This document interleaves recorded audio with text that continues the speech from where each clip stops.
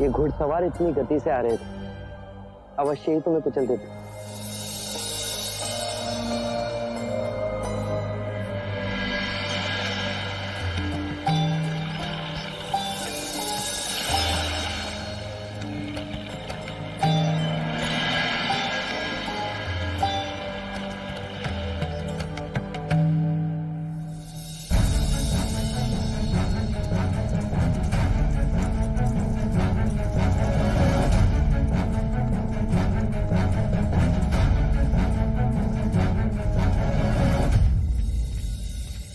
अच्छा हो गया तुम मिल गए।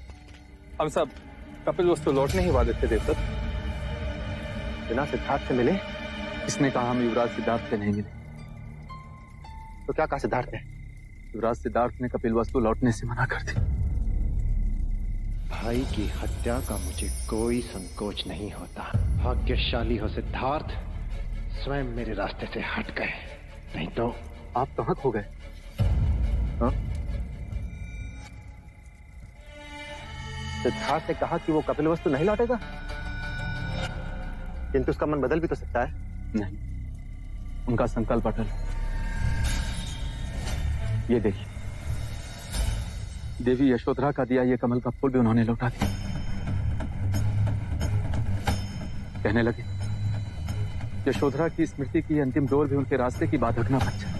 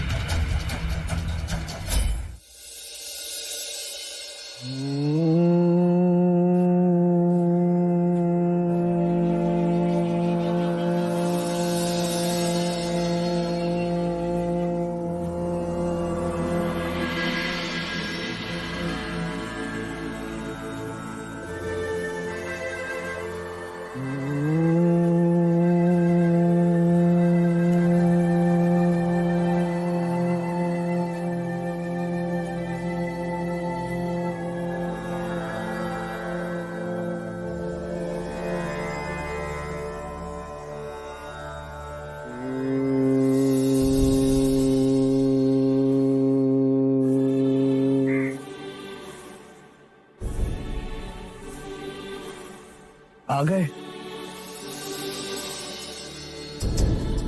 तुम्हारी प्रतीक्षा थी। गुरुवरी कौंडिन्य,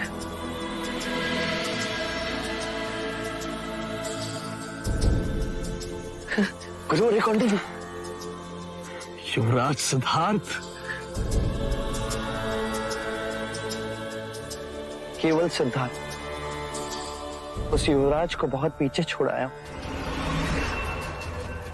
यही वो ज्योतिर्मय सिद्धार्थ है जिसके बारे में आप सबने मुझसे सुना है।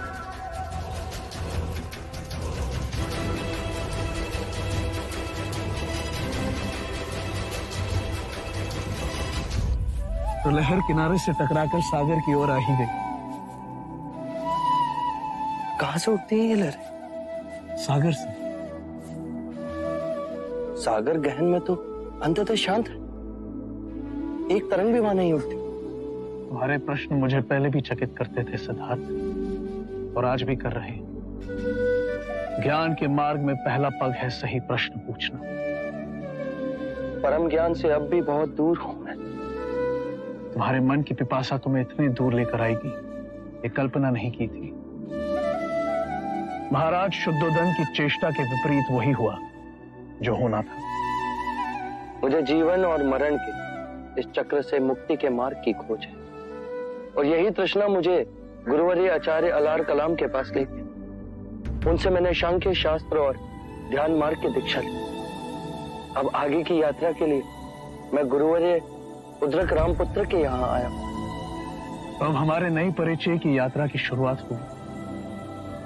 अब तक हम गुरु शिष्य थे, पर अब गुरु भाई बन गए। तो क्या आप भी उद्रक रामपुत्र के शिष्य हैं? तो कृपा कर मुझे उनके पास ले चलिए।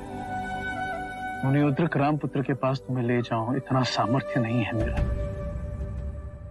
अब यहां तक आ गई हो तो आगे की यात्रा तुम्हें अकेली ही करनी होगी। सिद्धार्थ, सोच लो, उसके बाद पलटने का कोई रास्ता नहीं होगा। पलटने के लिए इतनी दूर नहीं आया मैं। वो देखो, वो जो सामने वाली गुफा है, वहीं पर मुनि उद्रक रामपुत्र साधना कर रहे हैं। उन्होंने जीवन के 70 वर्ष से अधिक समय साधना के लिए समर्पित कर दिए। वो मौन रहते हैं। शिष्य यदि योग्य हो तो गहरे ध्यान में आकर उसे ज्ञान देते हैं। जो परम ध्यान साध ले उसी को मिलते हैं गुरु के दर्शन।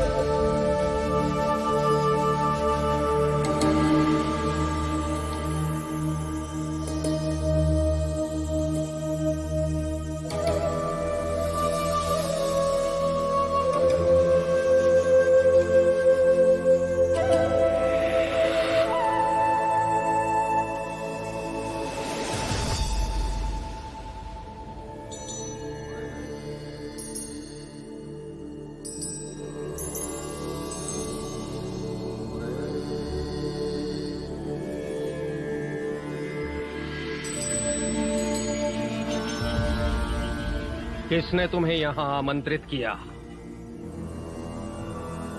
मेरी तृष्णा ने। वो क्या है जो तुम्हें यहां खींच लाया? जीवन की ऊर्जा।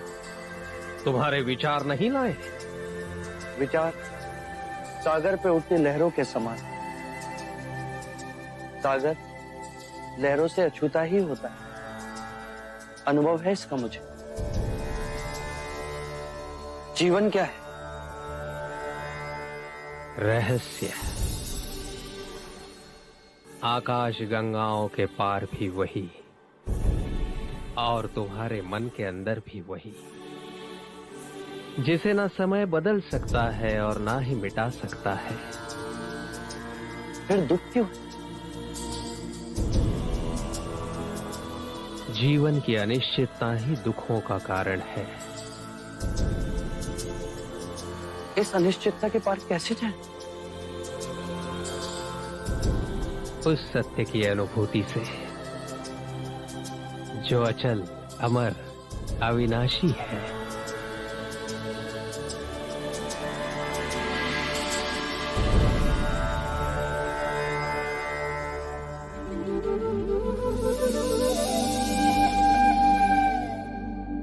काल अनगिनत चक्रों में घूमता है,